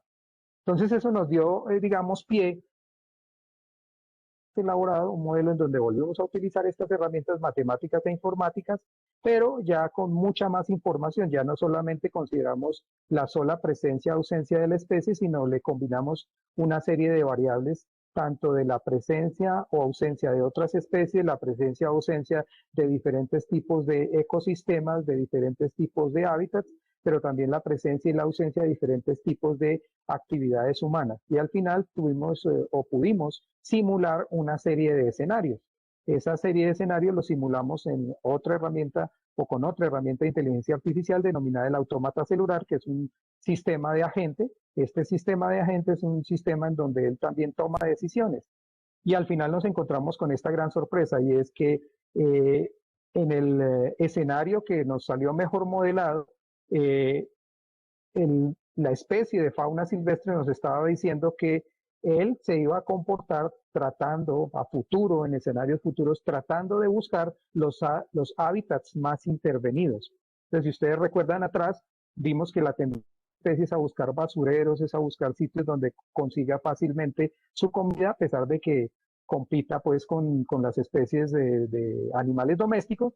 Entonces nos encontramos con eso precisamente. Ella va a tender a seleccionar más estos hábitats y estos hábitats van a hacer que esta especie se convierta más en una especie eh, probablemente en plaga. Entonces tenemos más zorros, en este caso seleccionando más hábitats intervenidos, con más conflictos con los humanos, con sus especies de fauna doméstica, y entonces pues esto nos dio pie para hacer unas propuestas en términos de programas de restauración y de recuperar esos hábitats, cambiar estos hábitats, porque las decisiones que estaba tomando ahí la especie pues no eran las más adecuadas para nosotros. Entonces, para finalizar, yo en este análisis y en esta presentación de estos conceptos de hábitat, pues podría decir con respecto a la restauración y el papel de la fauna que el papel de la fauna debe ser entendido desde sus necesidades de hábitat y debe ser interpretado a través de sus relaciones con estos hábitats. La restauración de hábitat para la fauna debe recuperación de los roles de esta y a su vez, pues si se recuperan los roles de esta fauna, se van a recuperar bienes y servicios ecosistémicos. Los roles de la fauna pueden ser interpretados en función de su selección y uso de hábitats asociados a la disponibilidad y calidad de estos. También puedo decir sobre la restauración y el papel de la fauna que los recursos y condiciones del hábitat son unos elementos súper fundamentales que se deben tener en cuenta a la hora de priorizar nuestras acciones de restauración. Y que si nos pensamos la restauración a escala local y regional, podríamos pensar en escala regional considerando evaluar variables de la población y comunidades de especies, por ejemplo, variables relacionadas con la disponibilidad y con el uso de hábitat, que a su vez están estrechamente relacionadas con la calidad de hábitat, y a nivel regional considerando evaluar variables del paisaje, que van a ser importantes para la especie, variables, por ejemplo, como variables asociadas a la conectividad funcional, que nuevamente se asocian o se articulan con calidad y con selección de hábitat. Entonces les agradezco mucho y pues entonces quedo pendiente de sus preguntas.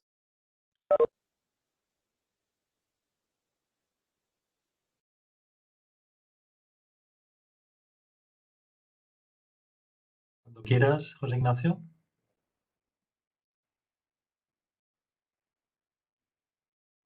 Ahora, listo. Bueno, Germán, muchas gracias por tu excelente charla.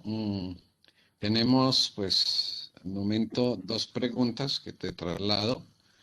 Una tiene que ver cómo dar manejo a los perros ferales en las áreas en restauración. Ok, bueno, hay una situación aquí que es inherente y es que en todas las áreas que están sometidas a un estado de conservación o de ejercicios de conservación, nos vamos a encontrar probablemente estas especies, perros y gatos.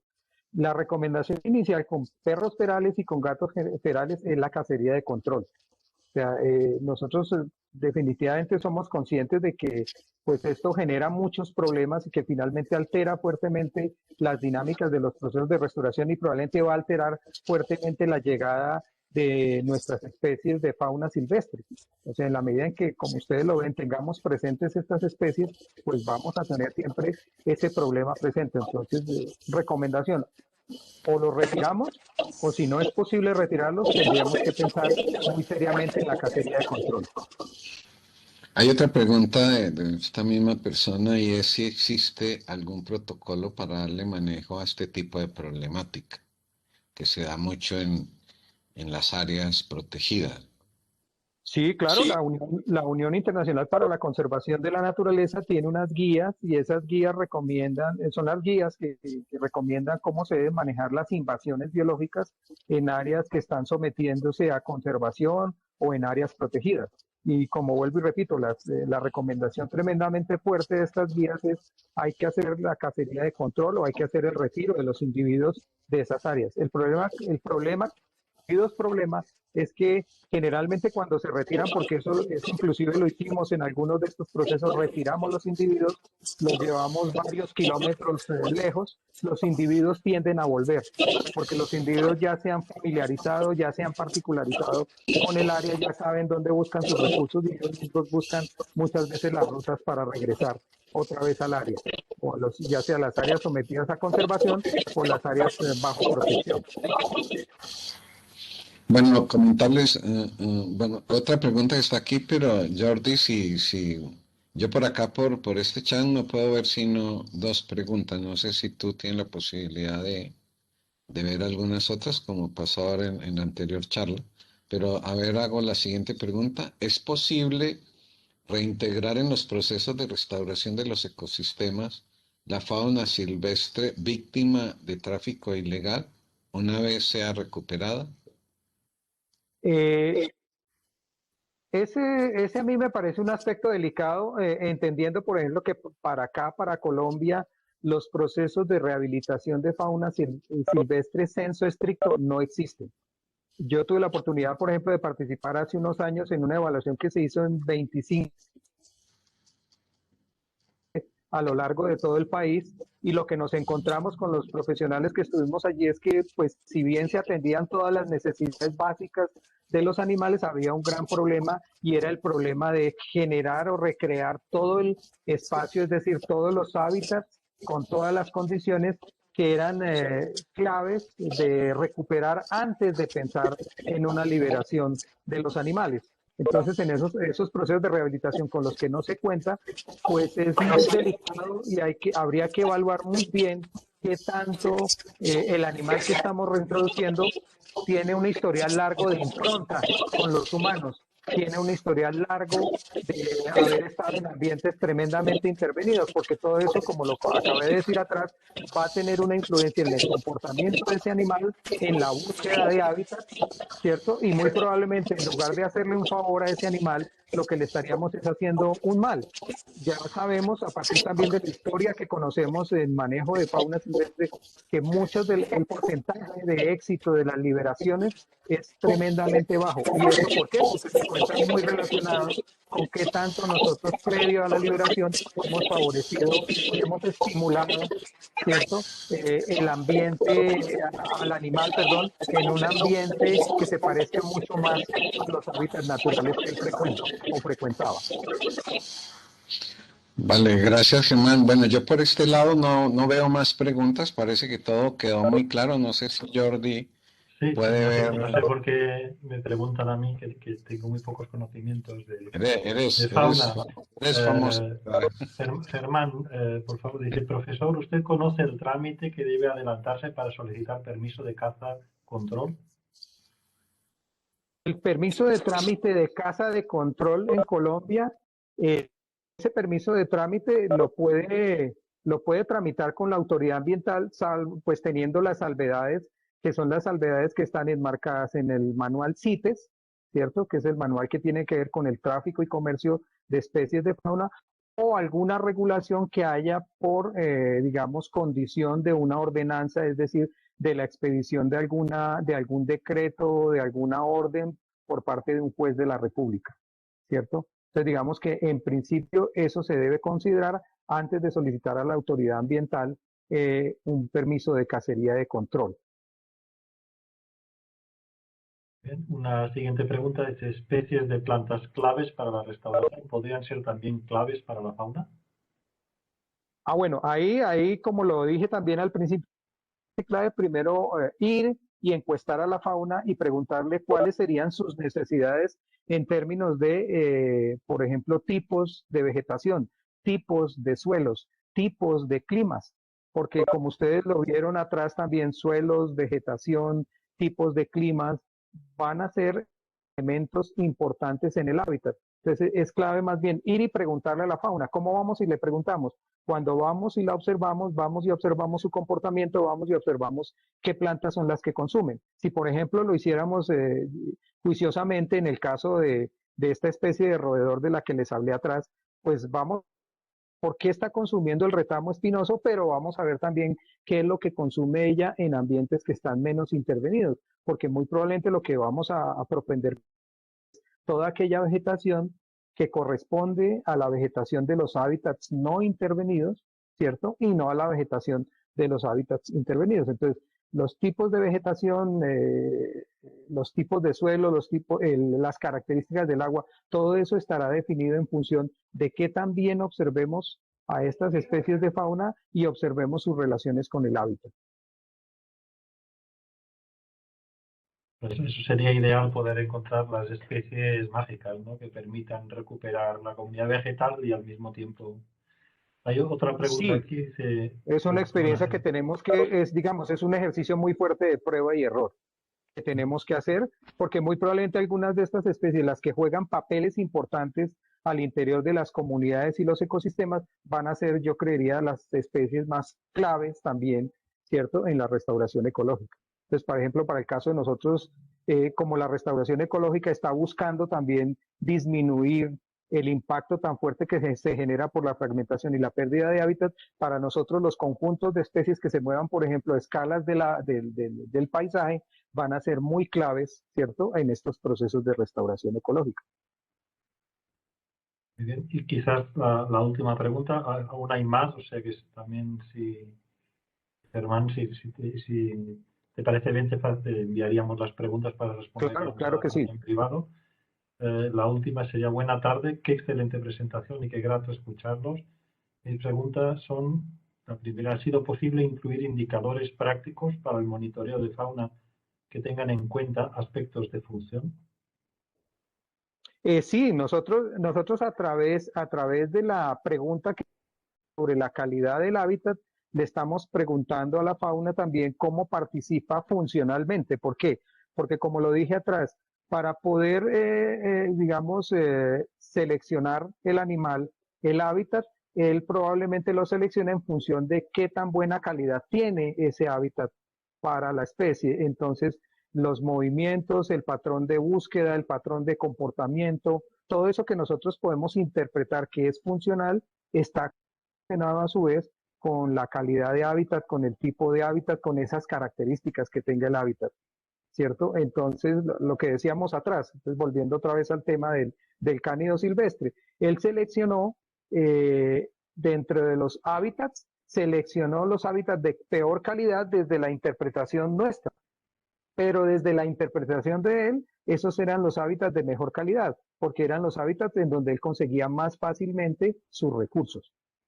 Entonces, si nosotros lo vemos desde ese punto de vista, esa información ya nos sirvió per se como indicador para generar un cambio en esos hábitats, un cambio que permita a su vez un cambio en el comportamiento del individuo, de los individuos de esta especie, a no buscar este tipo de hábitats, porque eso los va a hacer más vulnerables. Muy bien, muchas gracias, Germán. Hay más preguntas. Insisto, hemos sobrepasado el tiempo. Se las haremos llegar al profesor Jiménez y él las responderá amablemente. Te Claro paso que sí, la muchas palabra a gracias. José Ignacio, si quieres despedir la sesión. No, pues agradecer a los conferencistas, a Santi, a Germán, ahí por sus excelentes presentaciones, agradecer su asistencia. La verdad es que pues hemos tenido la posibilidad de diferentes abordajes de cómo a través de la investigación generar herramientas para poder hacer restauración ecológica. Igual pues agradezco a los colegas de la Universidad de Alicante, a Jordi, a Germán, pues por este proceso que estamos siguiendo y que pues esperamos seguir fortaleciendo. No, mañana recuerden que pues es el último día de estas jornadas, va a ser la misma hora, entonces pues los esperamos. Y recuerden también, ya lo decía Jordi, el tema de las preguntas, pues aquellas que tengan todavía, pues hacerlas. Recordarles igual que las presentaciones pues van a estar tanto en la página de la Universidad de Alicante como en nuestra página, entonces pues ahí van a poder tener esa información. Entonces agradecer y nos vemos el día de mañana. Muchas gracias.